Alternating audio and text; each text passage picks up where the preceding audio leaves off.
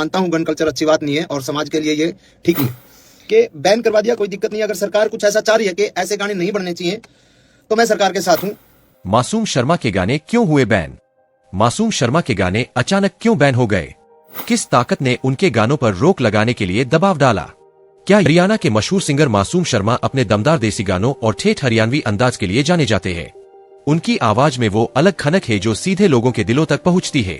उनके गानों में देसी जिंदगी, जोश और एक अलग ही स्वैग है। लेकिन उनके कुछ गानों ने अचानक विवाद खड़ा कर दिया।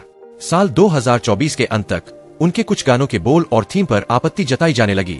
कई लोग कहने लगे कि उनके गाने युवाओं को भड़काने वाले हैं। लेकिन सवाल यह था कि अचानक ही उनके गानों को निशाना क्यों बनाया जा रहा था? गानों पर क्यों लगा बैन? जनवरी 2025 में मासूम शर्मा का एक गाना रिलीज हुआ जो हरियाणवी संस्कृति और सिस्टम से जुड़े कुछ कड़वे सच दिखा रहा था। इस गाने में सत्ता, पुलिस और सोशल सिस्टम पर कटाक्ष किया गया था।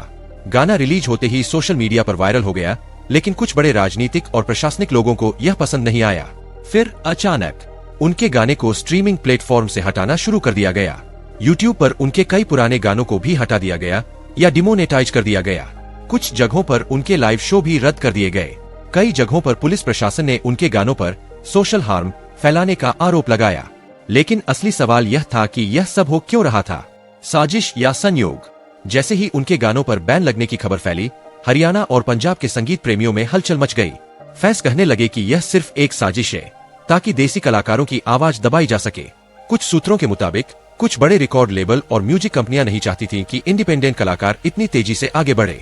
उन्हें डर था कि अगर मासूम शर्मा जैसे लोकल आर्टिस्ट इसी तरह आगे बढ़ते रहे तो उनका बिजनेस खत्म हो जाएगा। फिर एक और चौंकाने वाली बात सामने आई। कहा गया कि कुछ राजनीतिक ताकतें भी उनके खिलाफ थीं, क्योंकि उनके गाने समाज के असली मुद्दों को उजागर कर रहे थे। कुछ रिपोर्ट्स के मुताबिक एक बड़े कॉर्पोरेट म्यूजिक लेबल ने बैकग्राउंड में रहकर यह बैन लगवाया था। जब मासूम शर्मा से इस पूरे विवाद पर पूछा गया तो उन्होंने बस इतना कहा, सच्चाई की आवाज कभी दबाई नहीं जा सकती। आज मेरा गाना बैन किया गया है, लेकिन कल यही आवाज क्रांति बनेगी। मासूम शर्मा आज भी गा रहे हैं, लेकिन अब उनके हर गाने पर सरकार और बड़े म्यूजिक लेबल की पैनी नजर बनी हुई है।